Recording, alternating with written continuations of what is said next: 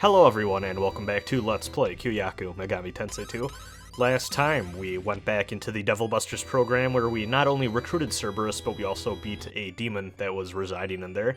We were then rewarded with the program for our comp, the Devil Analyzer, which isn't really all that useful. We're probably never going to see that program again. It's just, it's not the reward you want to be focusing on for doing that side quest. Cerberus is much more impressive.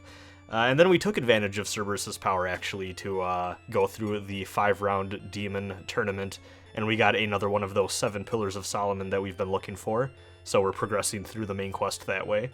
We then also did a little bit of shopping, if I recall, and then we progressed further through the world map, where we ran into Jack-O-Lantern, who, if we talk to after doing the Jack Frost level up little hidden Easter egg, will allow you to go and do that again, so we can now go back and forth whenever we need to level up or get some cash or do whatever, and we have made this game even more of a breeze than it already was, though speaking too soon.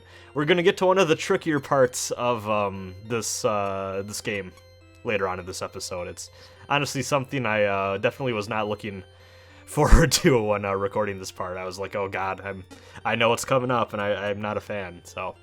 Yeah, definitely one of the harder parts of this game coming up soon, but if you take my advice, it won't be that bad, at least compared to the average person's experience, probably, where you go in without really knowing what you're getting yourself into, and just having a miserable time. But enough about that, kind of jumping the gun here. What we're doing right now is we're all the way back at the Cathedral of Shadows, and we're exploring some of our fusion options. You can see we're looking at a few different elements that we can fuse. Now, eagle-eyed viewers may recognize that we haven't actually fused anything in a while, and I think a few weeks ago, I know, again, delays putting out these episodes that I apologize for, but a few weeks ago I was about to record this one before, unfortunately, I lost track of time and I was not able to. But I was curious, and I actually looked at what the last episode was where we actually fused something versus just recruited or received a demon from a side quest or something, and it's been a while. I want to say that I ran the numbers, and I think that there is like a solid overall, like, if you look at this entire playthrough by the time this Let's Play series is done, and you track the episodes where I fuse versus don't fuse, I think there's like a solid 1/4 span of this playthrough up until now where no fusion occurred whatsoever. At least if I'm counting right. I very easily could have been not thorough enough and maybe missed one or two, but even then, I think that's it does feel right. That does feel right. It feels like there is a large swath of this early game where you really don't have to worry about the fusion mechanics at all. Now here, actually, we're going to more than make up for it by going on a bit of a little fusion marathon. So I'm going to definitely be fusing a lot of these elements. Some of these elements you're actually going to want to remember the recipes for, and don't worry, you don't have to memorize them. I'll be sure to bring up what I'm doing, or you can just always refer back to this Let's Play to see how I fuse things. But elements such as Sylph and Undyne, and actually Gnome is another one. Those are 3 demons that we are going to need to fuse at certain points to actually be able to beat the game, or... Actually, I think you only technically need Undyne and Gnome for beating the game. Sylph you can use for a side quest, but I don't, off the top of my head, I don't think Sylph is actually required. But just keep that in mind, and I'm fusing these demons not for those reasons right now, but for another reason that we'll get to. But one thing that I will say is that if you do happen to come across a fusion that allows you to fuse one of those demons, and you don't feel too bad about parting with your fusion materials, I'd say go ahead and just fuse them right now and hold on to them for later. It's not like you really... You have a lot more party space than you honestly need at this point in the game. You really don't need to worry about having a few utility demons or demons that you want to have around just because it'll allow you to progress later on in the game. I ended up fusing this demon, I believe, because it knew a revival spell or because it knew a healing spell. I don't actually remember what exactly I wanted that demon for, but if I recall, it was because they were more of a healing-based demon, and you're going to want a few of those for the dungeon that's coming up. I believe earlier in this Let's Play I hinted at the fact that we were going to be experiencing a Vor episode, and goddammit, I'm making good on that promise with this one.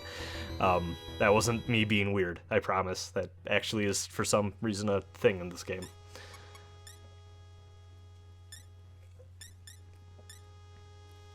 Gonna recruit a Quancha here. And then go all the way back. What am I doing here? Talking to Jack-O-Lantern again? I think I am. Yeah.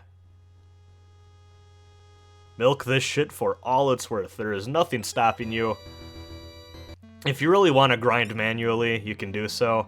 I fail to see any reason to do so, at least right now. I do think there's a later point in the game where you might just want to grind against the enemies. Especially, there's a few oddly specific demons in this game that just, for some reason, give you a shit ton of experience points, located in very specific dungeons and, like, floors of dungeons that you can kind of grind for, and it's just a little bit faster than running back and forth between the area where you can run into Jack-O-Lantern and, you know, a chest or whatever. But 9 times out of 10, if I have to grind in this game, I'm probably going to do the Jack Frost bullshit.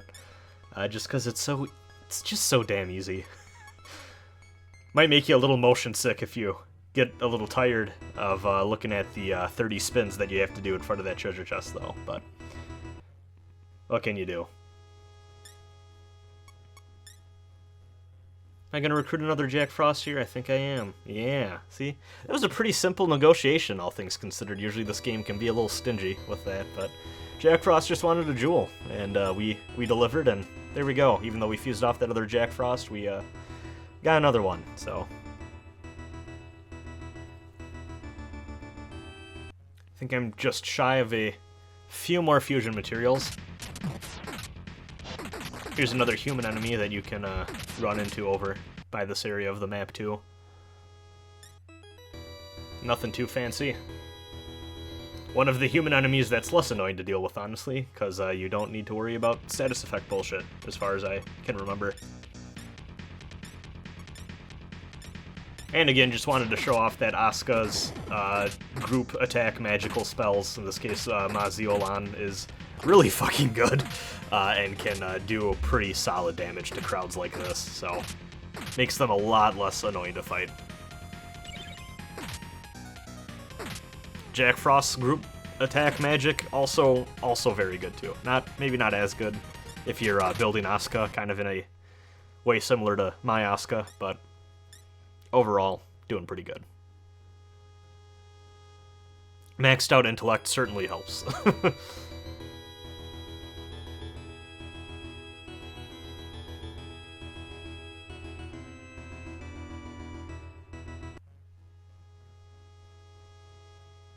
I think I'm going for one more go around on the Jack Frost thing here.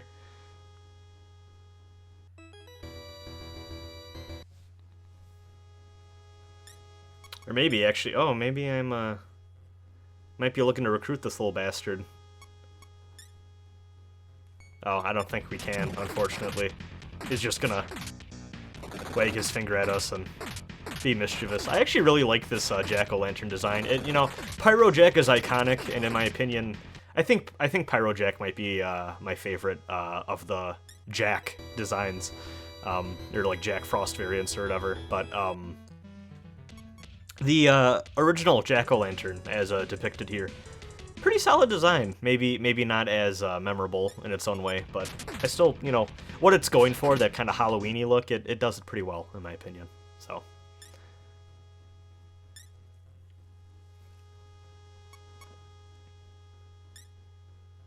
Honestly, I feel like I'm kind of a inherent min-maxer in RPGs, but my Takuma build has been very consistent across many of his stats compared to how I typically like to build my RPG characters, I feel.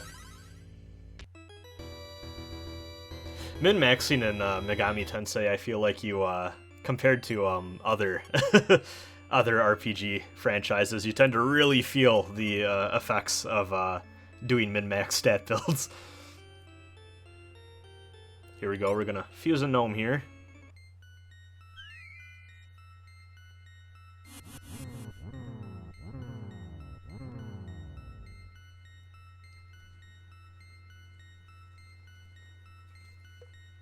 Now, like I said, these are all elements that we could use for plot stuff later on, but it's not the reason I wanted to fuse these three in particular. So what I ended up doing here is we're going to fuse all these three together and create an Archangel.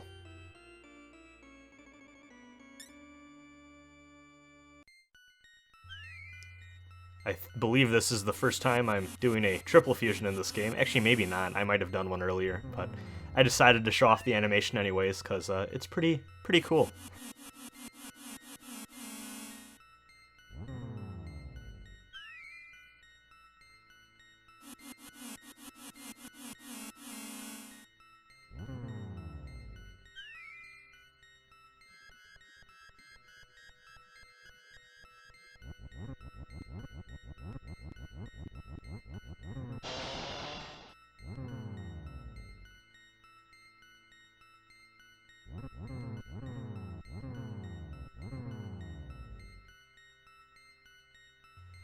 And there we go, we got an Archangel. Gabriel is not the most powerful of the Archangels, obviously, and we can get the other three in this game, but we're going to hold off on that for now. But Gabriel, pretty solid demon for this point in the game, and is going to serve us quite well, as alongside Kushinada Hime.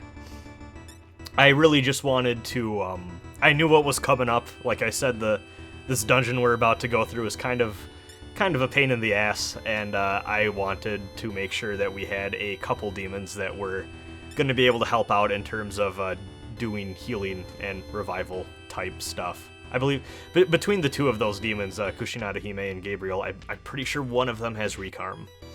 I could be mistaken, but I vaguely remember doing a little bit of research and wanting one of them for that reason. In fact, let me look right now while we go where we need to go in this game. Okay, I paused the recording just to double check myself here and why I specifically wanted those two demons. Kushinada Hime has Meidiyahan, which is a large group healing spell, whereas Gabriel has not only Meidiyama, which is a medium group healing spell, it also comes with Sama Recarm, which is the best revival spell in the game. The other one being Recarm, the regular revival spell, which costs half as much MP, but runs the risk of failing and wasting your MP.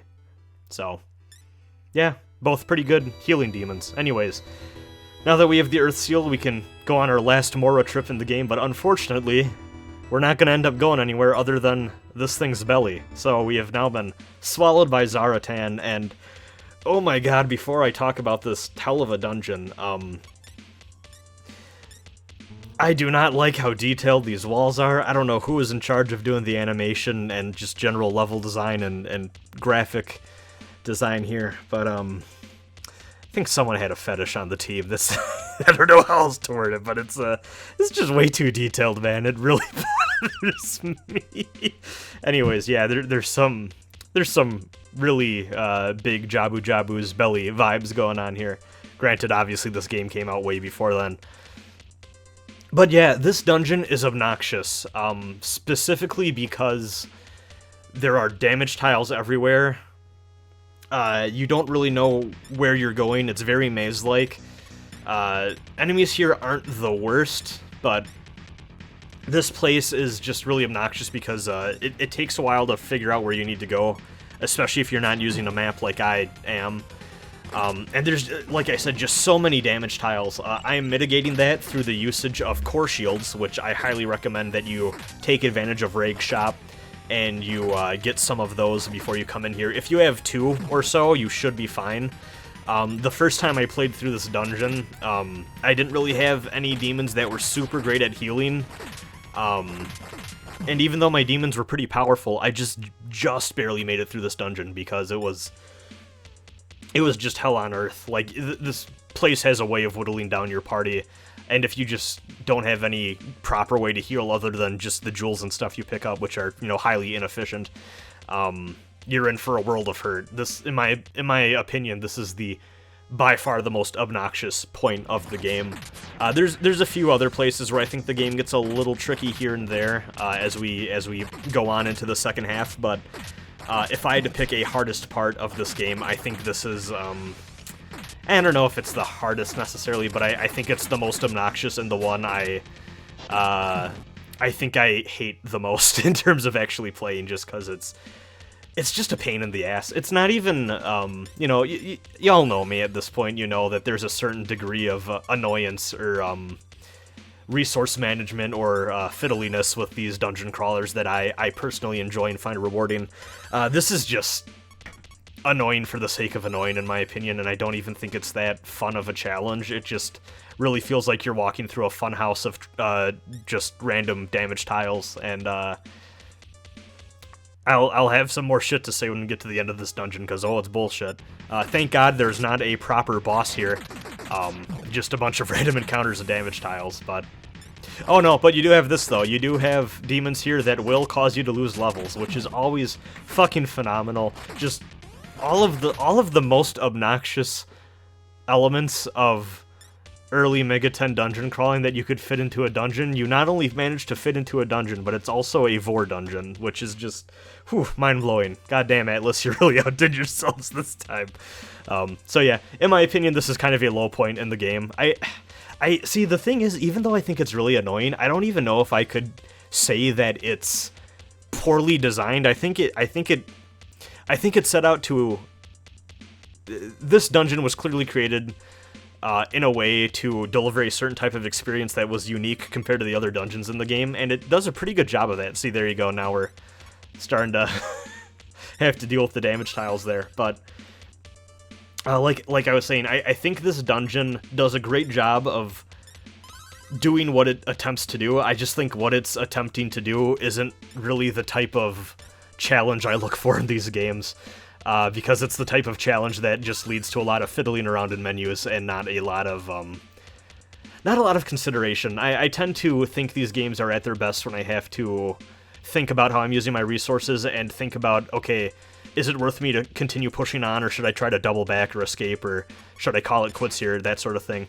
And you don't even really have that. I don't even know if you can teleport out of here, if I'm being honest. Even if you would, you don't really want to. It's honestly just worth it to push through and just get the thing you're supposed to get from here, because your main goal here, even though you don't particularly know it when you get here, is you're looking for one of the Pillars of Solomon is hidden somewhere in here. Again, it would be nice if you kind of knew that ahead of time. Maybe there's an NPC that I'm just failing to remember that hints at that, but to my knowledge, I don't think there's any hint at that. You're just kind of, you find yourself in here, and you have to wander around. And either you find the exit, or you find the thing you're looking for, and then you find the exit. God, I can only imagine finding the exit to this place without actually grabbing the thing you need to grab. I don't know if it'll let you leave. I'm assuming it will, and you can just come back here when you need to grab your stuff, but... So yeah, there we go. In this pile of skeletons, we found the Saturn Pillar.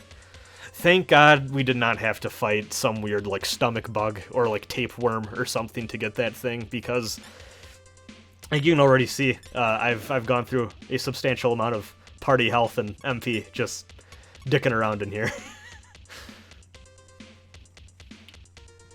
So yeah, that was the reason for me spending the first chunk of this episode just being like, I need to fuse some more fucking demons, because I remember what happened last time, and it was not great, in my humble opinion. And just keep in mind, the core shields will wear out, I believe, when you hit the new moon, in the moon phase cycle there, so... Again, if you have two, the damage tile thing really is mitigated a fair amount, but I still think that the encounters here are annoying enough that it's still not the most fun dungeon in the world to go through. That's for damn sure.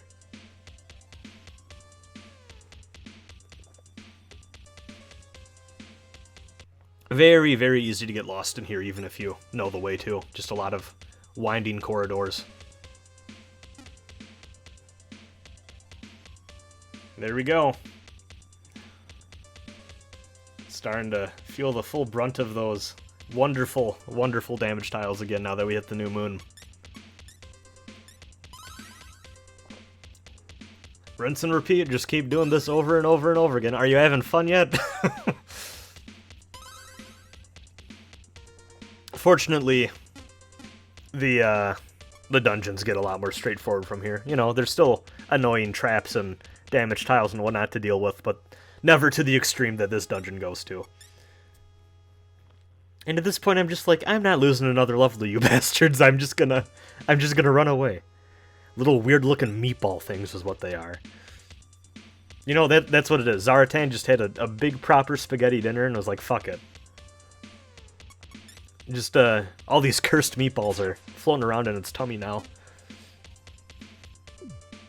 I cannot even imagine how... First of all, not only how bad this thing must smell, but also, like, imagine walking around in this fucking thing and it's just, like, intestines and guts and shit everywhere. Probably squishy as hell. Really, just horrible. Just horrible. Honestly, gotta say, though, I'm pretty impressed whatever feat of evolution occurred that, like, your guts, this thing's guts happen to look like a proper maze. That's very impressive. I would like to sit down with Darwin and discuss what sort of evolutionary tract this thing went through, that it's somewhere along the evolutionary process,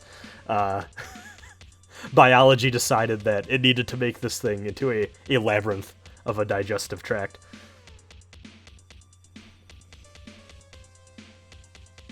Oh yeah, and there's enemies here that can bind you too, which is, again, always fun, especially if it hits multiple members of the party, or, in this case, your healer. Because if I'm remembering correctly, I don't think you can use your magic when your party member is bound, but if you walk around enough, the bind status effect will go away on its own, and I believe there are spells and items and stuff that can even deal with that. So yeah, just a guy hanging out here.